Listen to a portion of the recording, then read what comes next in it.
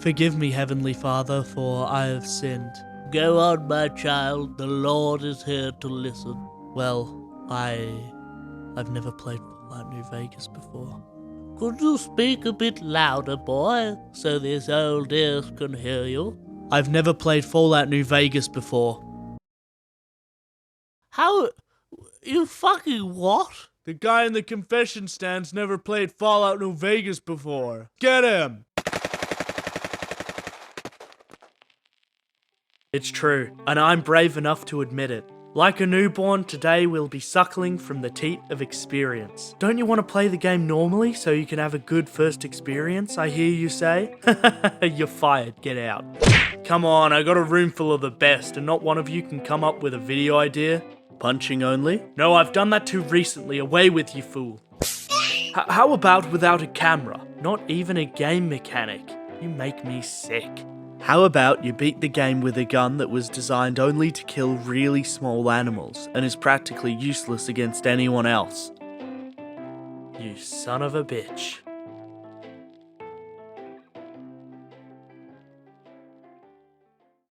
After a mere 4 minutes of exposition, I felt like I'd earned a PhD in Mojave law, especially regarding its two main factions, the NCR Soy Boys and the Happy Fun Time Super Nice Legion. And then my new best pal Benny entered the scene.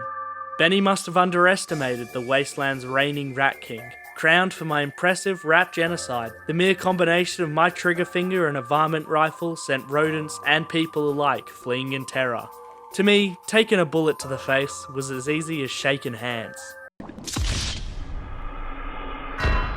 After Doc Mitchell finished patching me up, the most handsome exterminator in the Mojave might I add, it was time to choose perk points. I went with contradictory stats, focusing on improving my shooting skills and talking my way out of trouble. Just as I thought Doc Mitchell was finished having his way with me, the old pervert made me watch him finger paint.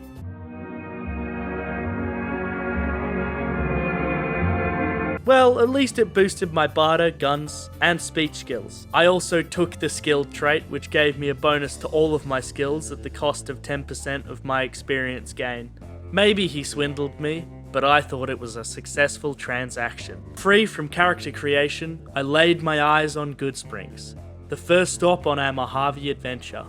Doc recommended I head down to the local saloon to learn some basic survival skills. That seemed like a mighty fine plan. Out behind the saloon, the Wasteland gods smiled upon me by bestowing the weapon that would make the whole Mojave kneel before us.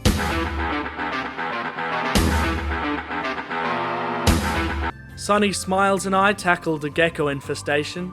Those reptiles shot straight to the top of my things that make me shit my pants list. We returned to Goodsprings, only to find the bartender in a heated standoff with a local troublemaker named Joe Cobb. This guy was a member of the Powder Gangers, on the hunt for a fella named Ringo. I found Ringo cowering in a local gas station and agreed to deal with the Powder Gang problem. To me, they were just another form of pest.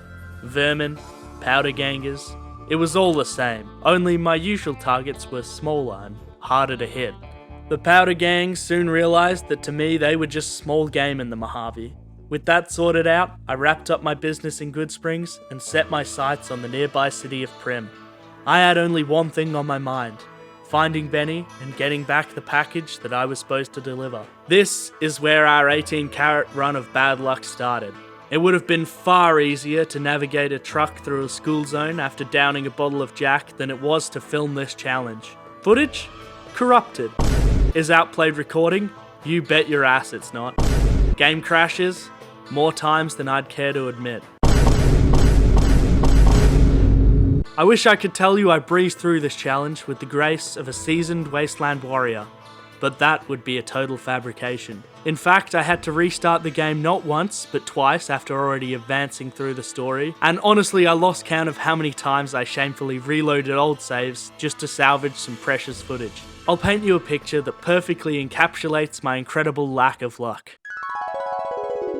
I'm casually strolling my way down to Prim, minding my own business, listen to a couple of tunes. I got spurs that when suddenly a gang of geckos decides it's the perfect moment to throw a wasteland surprise party. They jump scare me so hard I briefly contemplated auditioning for a haunted house job, thinking my involuntary screams could finally land me a paying gig. But that's not the end. Just when I thought I was out of the woods, I step on 2 landmines, turning the Rat King into a low-flying courier. Then, as if the universe had a personal grudge, my game decides to play dead and crashes. It was as if the wasteland itself had a vendetta against me. This was a rare occurrence, as I like to be wined and dined before getting fucked.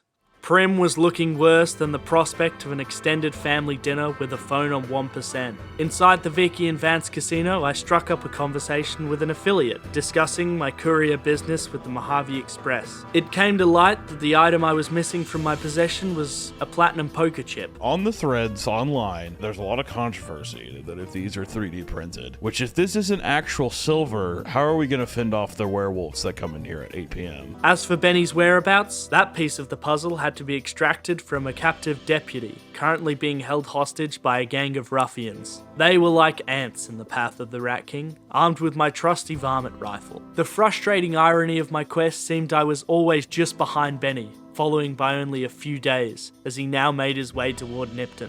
When I arrived, that slippery snake had vanished, like a ghost or a Lamborghini in a bad neighborhood. Frustration gnawed at me as I scoured the town for any clues that might point me in the direction of this ring-a-ding fink. In a bizarre turn of events, I inadvertently agreed to assist a man seeking revenge after a town resident sold his wife to Caesar's Legion. My attempts at sleuthing lasted 20 seconds before I decided to wield my most potent investigative tool: the Fallout Wiki. Jeannie Mae Crawford had a receipt that raised more than a few eyebrows, and I couldn't help but think she'd forget her own head if it wasn't for a well-aimed buckshot.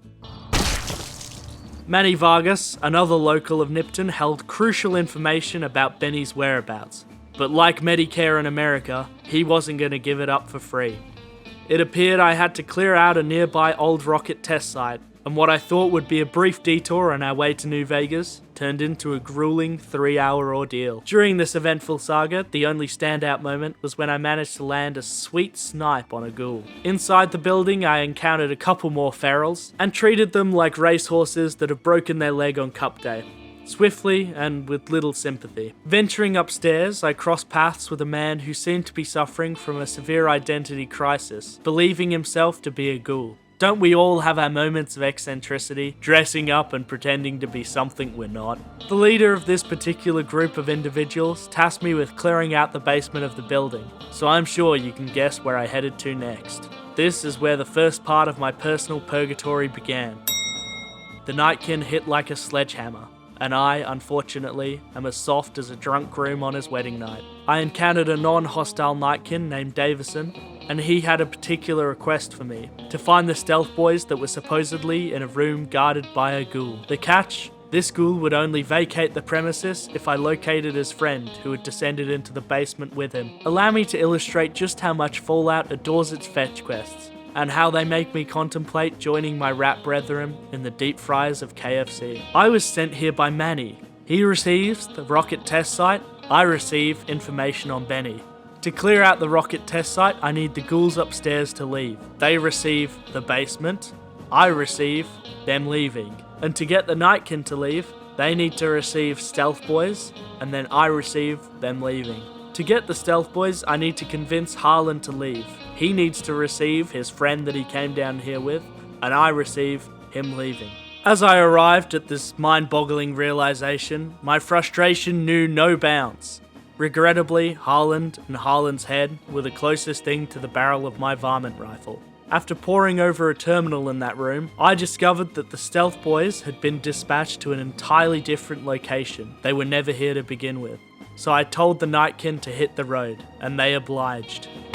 You'd think we're finally done, right?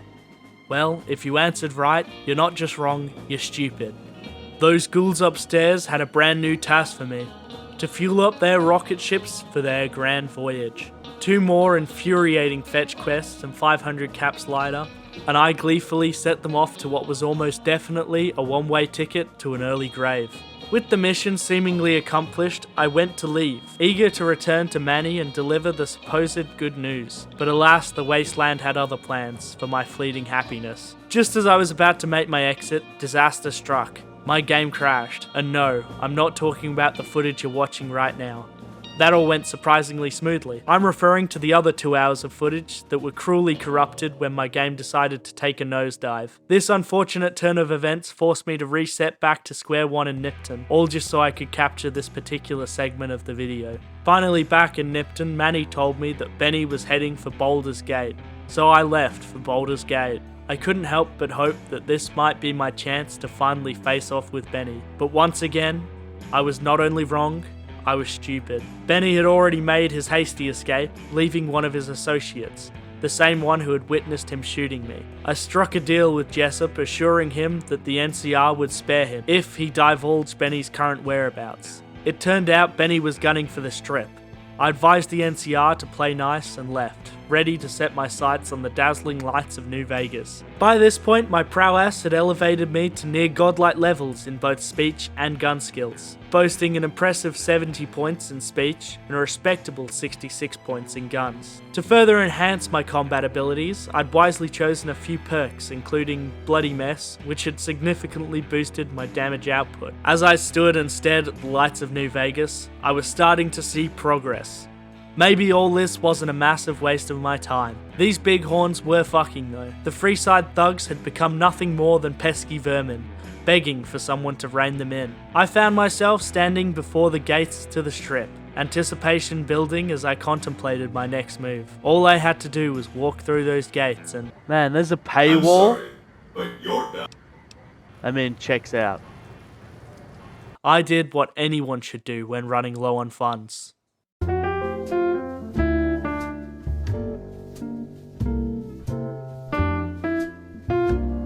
The weight of bottle caps in my pocket spoke volumes about my success, and with my newfound wealth, I finally gained access to the Strip. Victor, the robot who had saved my life at the beginning of the adventure, patiently waited for me to meet his boss, Mr. House, the enigmatic puppeteer orchestrating the Strip's operations. It would have been impolite to keep a man of such high esteem waiting, so for the time being, my quest for vengeance against Benny was temporarily shelved. Besides, after numerous near misses in my pursuit of him, I began to doubt whether he was in New Vegas at all. As for Mr. House, he could have easily been dubbed Mr. Big TV Screen. For all his obsession with the platinum chip, he desired its return with an urgency that couldn't be ignored. Supposedly, Benny was in town, and Mr. House directed me to have a conversation with one of Benny's associates, Swank, whose loyalty tilted more in Mr. House's favour. With Swank's cooperation, I gained access to Benny's suite, hoping to unearth evidence regarding his intentions for the coveted platinum chip. Inside Benny's lavish abode, I stumbled on a quirky robot named Yes Man, who didn't hesitate to spill all the beans on Benny's elaborate scheme. It turned out Benny harboured plans to assassinate Mr. House and seize control of the Securitrons and the Strip using the platinum chip. Armed with this newfound knowledge, I persuaded Swank to summon Benny to his room. When Benny adamantly refused to part with the chip, I wasted no time in dealing with this rat once and for all. With my skills honed and my determination unwavering, I managed to reduce his health by half before he could even stand up. At long last, the item I'd been contracted to deliver was back in my possession, completing a crucial chapter in our journey through the Mojave Wasteland. Upon my return to the Lucky 38, Mr. House proceeded to showcase the incredible potential of the platinum chip. It wasn't just about upgrading the Securitron's armor, it also significantly enhanced their firepower, surpassing anything I'd witnessed in the wasteland. However, as I observed this display, I couldn't help but think Mr. House was not the one who deserved such immense power. I did.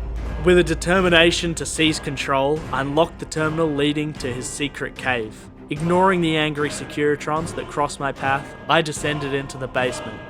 There, Mr. House, a relic of a bygone era, awaiting his fate. In an act of mercy, my trusty Varmint rifle did its duty, reducing Mr. House to a mere memory and scattering his remains across the room.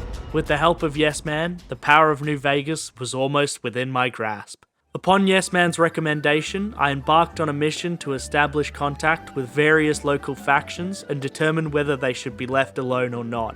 It was a diplomatic endeavour of sorts. First on the list were the White Glove Society. They gave me the heebie-jeebies. Then the Gamoras, who were not memorable. Meeting the Boomers was a nerve-wracking experience, as I had to endure their relentless bombardment of shrapnel before gaining their audience. The Brotherhood of Steel displayed cautiousness by fitting me with a bomb collar, and that didn't scream friendly to me. As for the Great Khans, they were nestled amidst a sea of mutant bugs, making reaching them nearly impossible. In the end, I decided to let all these factions be, mostly because I thought dealing with them was far too daunting, and the effort required to eliminate them would be better spent on other endeavours. Sometimes, in the unforgiving wasteland, it's best to choose one's battles wisely. As I approached the second to last mission of the game, the scenario at hand was quite delicate. President Aaron Kimball of the New California Republic had decided to visit Hoover Dam in an attempt to boost the morale of his troops. Given his role as their political leader, the NCR was determined to keep him safe. Yes Man advised me to ensure Kimball's survival. As long as Kimball remained alive, he could serve as a convenient scapegoat in the case of an NCR defeat at Hoover Dam. This would mean that the NCR public would blame Kimball, not New Vegas, for any potential setbacks.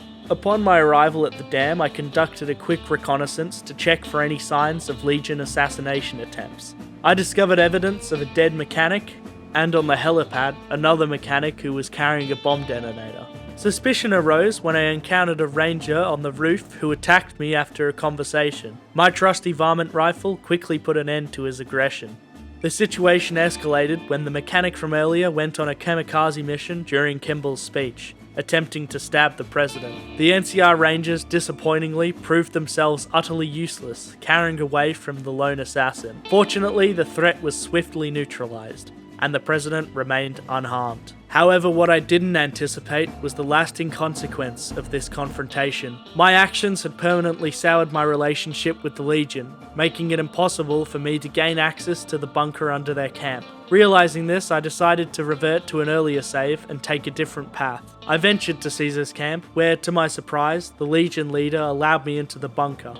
I skillfully maneuvered past the enemies within, successfully activating and upgrading the Securitrons. After saving the NCR president one more time, we were prepared for the climactic battle of Hoover Dam. As the battle raged on at Hoover Dam, I joined the fray, swiftly making my way to the power substation. With my newfound mastery of speech, I managed to talk my way past the guards, gaining access to the critical controls. Yes Man, my ever-faithful companion, enabled me to divert the dam's power to my legion of Securitrons. This strategic move allowed me to quickly turn the tide of battle, wresting control of the dam from both the Legion and the NCR. However, a significant challenge remained. The Legionnaires holed up in their camp. Unfortunately, my Securitrons wouldn't follow me inside. I devised a cunning plan to lead them through the camp's gates, where they would be swarmed by my robots. But then came the biggest shock of all.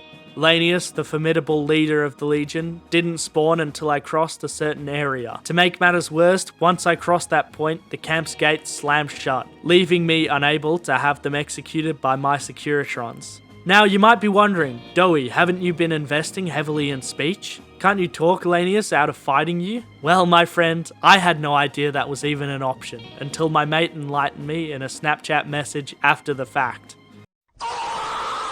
I was woefully unprepared, lacking stimpaks and with hardly any armor-piercing rounds. Even if I could defeat Lanius, taking on the other Legionnaires with my standard bullets proved futile. I realized I needed to reload to a point before the battle and stock up on supplies. The burning question was, how would I scrape together enough funds for all this? There was only one method I knew, and as I said earlier, it's where everyone should go when they're down on their luck. After acquiring the necessary ammo and stimpaks, it dawned on me it was time to upgrade my firepower. In the Mojave, there is only one legendary varmint rifle, my birthright, the Rat Slayer. I ventured into the Brockflower Cave, gaining some sweet karma by the rats protecting it. In the end, the Rat Slayer was finally mine. Back in the Legionnaire's camp, dispatching them became far easier with my enhanced armaments. Dealing with Lanius remained a formidable challenge. but I managed to disarm him and even glitch him into a bench. With the Legion out of the picture, only the NCR forces remained. They arrived just as the most challenging part of the battle had been completed, in true NCR fashion. I revealed my true intentions to the commander, my plan to seize control of New Vegas. With a quick, decisive strike, I eliminated the commander and his guard. I ran away and let my robots eliminate the commander and his guard. New Vegas was now mine. I had beaten the game using only a Varmint rifle. The Rat Slayer had lived up to its name, and the Mojave Wasteland bowed to the Vermin Exterminator. If you like this video, please leave a like and tell me what other challenge run or video you'd like to see in the comments below. If you dislike the video, please leave a dislike and tell me which kind of hammer you would use to break my kneecaps in the comments below also. Have a great one, Chiefs.